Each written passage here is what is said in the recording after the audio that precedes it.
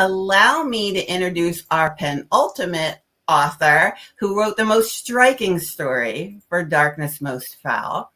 Geneve Flynn is a speculative fiction editor, author, and poet, winner of 2 Bram Stoker Awards and the Shirley Jackson, Australasian Shadows, and Aurealis Awards, and recipient of the 2022 Queensland Writers' Fellowship.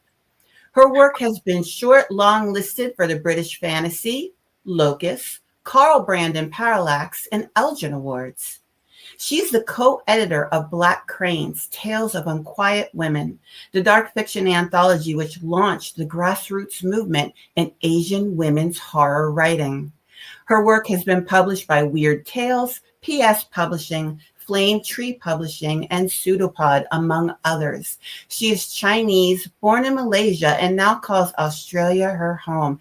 As she reads, I'll be dropping some information about Geneve in the comments box, along with a shout out to an author who's going to be reading on Sunday. So Geneve, go ahead and take it away. Thanks, Elaine. Hello, everyone. Thanks for joining us. It's super exciting to be doing this reading. I'm going to be reading my story, I Am Not Myself Today, and it's based on the burung tiong, which is a little mimic bird from Malaysia. And if you go onto YouTube and search out recordings of the burung tiong, it's actually quite eerie to hear almost a human voice coming out of this little bird. So I'm going to start. My sister is just 2 years older than I am, but it may as well be 10. Tall and willowy and possibly worldly, Celeste is quick to smile and quicker to turn her back if you bore her. There is no malice, it's just how she is, and everyone loves her like the sun. They say I am her shadow, always a step behind, ever eager to emulate her speech, her appearance, her actions. Who could blame me? Even my mother tells me, as if I am an impartial participant in our conversations, that I am half of what she is. Then one day, Celeste became more, and I became even less. Feathers appeared in her arms like fine down one morning, and in the days after they bloomed along her spine and began to lengthen and glow with color. Iridescent aqua, magenta, crimson. I waited for the stares to begin, for the whispers that she was a demon, for the parangs, machetes, to be sharpened and readied. But as is always the way for Celeste, what followed her was idolation. The girls collected feathers and fronds that resembled her neonate plumage and decorated their headdresses and skirts, weaving veins into their hair. The boys clamored to escort my sister to the river, where they all swam and fished. They called and whistled like warblers and magpies. This morning I hope to follow. There were other younger girls who went down to the river with my sister's friends. Why couldn't I? I spent the day before collecting brightest plumes and long curling leaves. I added scented frangipani and delicate orchids to my costume. When I hear Celeste's friends calling for her, I hastily arrange my outfit, careful not to dislodge any precious pieces, and emerge resplendent into the front room where they wait. The boys have already begun their calls and whistles, and Celeste responds, her voice an effortless silvery chime. I have spent hours practicing her laughter, her words. I take a deep breath.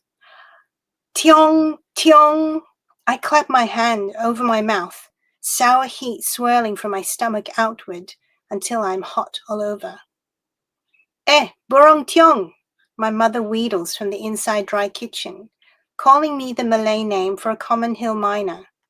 Are you laying an egg? The boys and girls fall about with laughter. The girls pluck at my adornments, which I now see are terribly overdone and garish in comparison to their sleek arrangements. I have not divined the rules, as usual. With my flat black hair, round eyes, beaked nose, and stocky frame, I suppose I even look like the little bird. Celeste smiles indulgently. Leave Leisha be. The girls break from their avid examination with a collective ruffle. A boy or two sniggers behind their hands. Your costume is perfect, Celeste says, gently straightening the bedraggled remains that are now just the stubby black feathers I collected from the cage of our family bird, Hadiz. She smiles again, and I hate her for it. How can she make me feel so small with her kindness? But Hadiz is meant to imitate you, not the other way round. Then she and her flock depart, shimmering with good cheer and belonging. Tiong, the hill miner's cry, a downward swooping toll which echoes across the canopy of the Malaysian forest. A Burung Tiong can be taught any number of vocalizations: coughs, prayers, greetings, questions, insults. Its ability to mimic just about anything is its one remarkable quality. Hadiz, our little Burung Tiong, lives in a cage in our courtyard and can reproduce with uncanny accuracy the sound of mahjong tiles shuffling. He has spent his life listening to the rolling click-clack-clack, unwillingly swathed in cigarette smoke as my father plays with friends day and night. Would Hadiz know what to do if he was set free? Would he know what he should be? Would other birds sense his lack and scratch him to bloody pieces? Perhaps that is the why the others laughed at me when I had been reduced to his feathers. I ask him these questions, poking caterpillars through the bars of his cage. He cocks his head, flapping the two fleshy yellow wattles at his nape, and replies as best as he can. Salam alaikum. Peace be unto you, he warbles, and looks to me for approval. He he he, cough cough cough, my father's tarry refrain. Hadiz pecks at my fingers, drawing my attention. He hops closer, pecking again, but I run out of insects. Mo Young, he cries, useless. In agitation, he fusses at his feathers, and one comes loose and drifts to the floor. I pick it up. Perhaps Celeste is right. Perhaps my mother knows me best.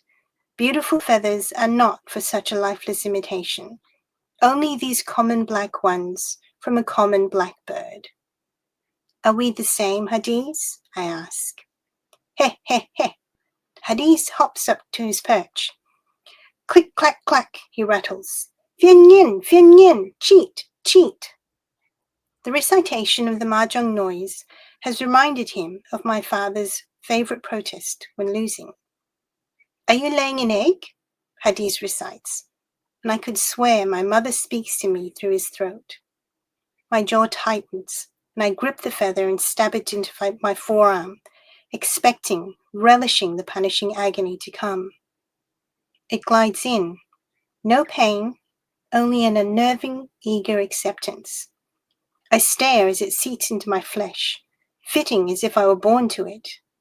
I brush the thing with my fingertips, and a vibration runs through my bones and up my arm. Shuddering, I gingerly pinch the vein and pull. It tugs free just as painlessly, but unpleasantly shucking. The calamus is hot and slick. That is my body warmth clicking to its length.